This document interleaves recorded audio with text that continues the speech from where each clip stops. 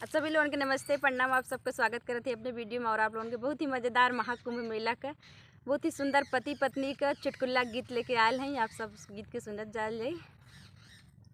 प्रीतम से कहीं गुजरिया हो चला गंगा नहाए। प्रीतम से कहीं गुजरिया हो चला गंगा नहाए।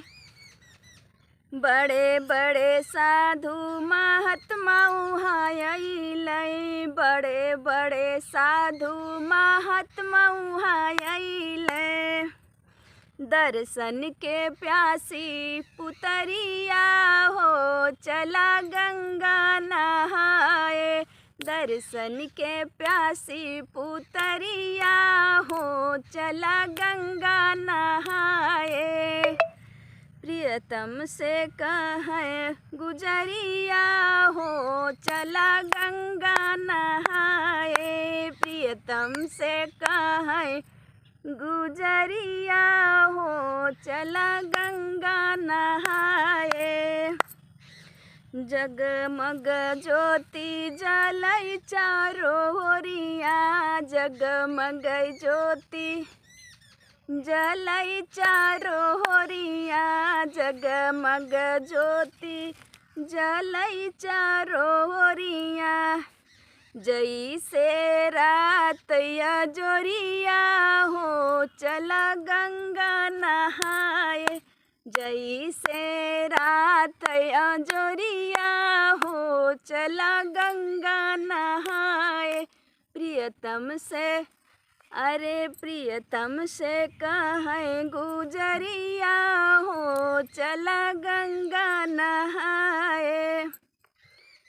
गंगा जमुना मिली संगम बनतु है। गंगा जमुना मिली संगम बनतु है। धोई आई पाप कई गठरिया हो चला गंगा नहाए।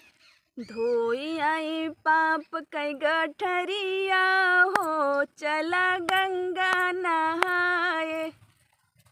प्रियतम से कहें गुजरिया हो चला गंगा नहाए। प्रियतम से कहें गुजरिया हो चला गंगा नहाए।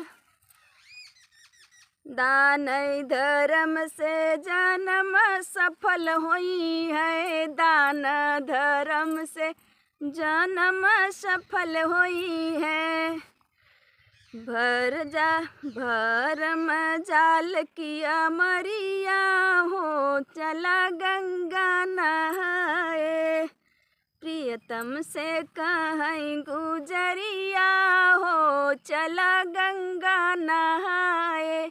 प्रियतम से कहें गुजरिया हो चला गंगा नहाए।